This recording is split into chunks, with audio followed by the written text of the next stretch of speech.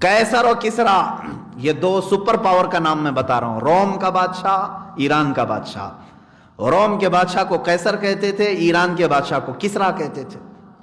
جب حضرت عمر فاروق رضی اللہ تعالیٰ عنہ کے زمانے میں یہ دونوں بھی کنٹریز فتح ہو گئیں، یہ دونوں سپر پاور ٹوٹ کر بکھر گئے، روم بھی اور ادھر کا ایران بھی، دونوں بھی سلطنت اسلامیہ میں داخل ہو گئے، خلافت اسلامیہ میں آ گئے۔ اب مسئلہ یہ تھا کہ حضرت عمر فاروق رضی اللہ تعالیٰ عنہ کے پاس صحابہ وہاں کا مال غنیمت لے کر کے آئے۔ مال غنیمت کس کو کہتے ہیں؟ جب دشمن ساری چیزیں چھوڑ کر چلا جائے تو جو بچا ہوا مال ہے وہ فتح پانے والی جماعت کا ہوتا ہے۔ تو صحابہ وہاں سے مال غنیمت لے کر کے آئے۔ اس مال غنیمت میں ایک بہت ہی قیمتی قالین بھی آیا، وہ کسرا کے ہاں دربار میں بچھایا جاتا تھا۔ اس قالین کی اہمیت اتنی تھی کہ اگر دنیا کے کسی شخص کو بادشاہ اس قالین پر بٹھا دے تو زندگی بھر فخر کرتا تھا کہ کسرا کے محل کے اس فلاں قالین پر بیٹھا ہوا میں آدمی ہوں۔ وہ فخر کر کے لوگوں کو بتاتا تھا کہ وہ بہت ہی قیمتی قالین تھا، اور ایسے ویسے کسی ہر آدمی کو بٹھاتا بھی نہیں تھا۔ جب کسی کو بہت نوازنا ہوتا تھا بادشاہ کو، اس قالین پر وہ بٹھاتا تھا، کسرا کے دربار کا قالین۔ اب جب کسرا کی ساری سلطنت ٹوٹ کر بکھر گئی تو وہ قالین بھی مال غنیمت میں آیا۔ صحابہ اس کو مدینہ لے کر کے آئے۔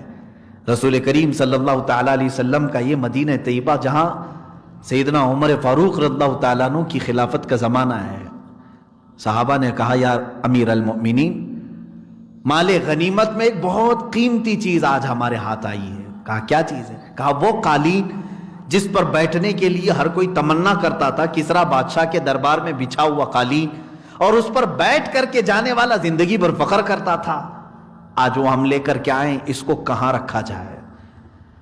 کیا آپ کی کرسی اس پر بچھائی جائے یا منبر پر رکھا جائے؟ کہاں رکھا جائے؟ سنو میرے عزیزو، امیر المومنین نے فرمایا اے میرے صحابہ لاؤ اس قالین کو۔ دیکھا نہایت ہی نفیس، عمدہ، قیمتی قالین۔ حضرت عمر فاروق رضی اللہ تعالیٰ عنہ نے فرمایا مسجد نبوی کے دروازے کے باہر بچھاؤ، ہر نمازی اپنا پیر پوچھ کر اندر آئے گا۔ جو رسول اللہ کی مسجد میں آئے گا وہ اپنا پیر پوچھ کر کے آئے گا۔ یہ ہے مومن کامل جو بتاتا ہے عزت ہے تو رسول اللہ کے قدموں میں ہے۔ ہم قالین پر بیٹھ کر کے زندگی پر فخر کریں گے؟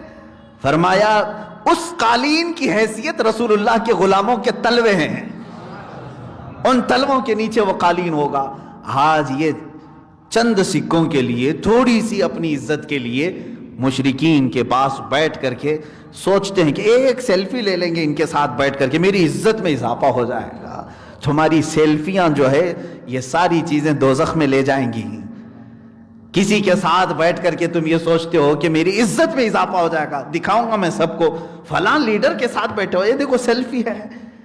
میرے عزیز تو فخر کرنا تو اس بات پر چاہیے تھا کہ میں گنبد خضرا کی چھاؤں میں آیا ہوں، میں میرے آقا صلی اللہ تعالیٰ علیہ وسلم کے دربار میں آیا ہوں۔ اگر اپنی نسبت پر فخر کرو تو یہ تمہارا حق ہے، اس لیے کہ حضرت عمر فاروق نے بھی بتایا، جب ان کو امیر المومنین کہا گیا تو وہ رو پڑے، کہا کہ اے لوگو آج جو تم نے مجھے بلایا امیر المومنین، یاد رکھنا میری اپنی حیثیت تو یہ ہے کہ میں خطاب کا وہی بیٹا ہوں جس سے بچپن میں 2 بکریاں نہیں سنبھالی جاتی تھی، آج میں 6 ملکوں کا تنہا نگہبان ہوں، صرف اس لیے کہ میں دامن رسول سے وابستہ ہوں۔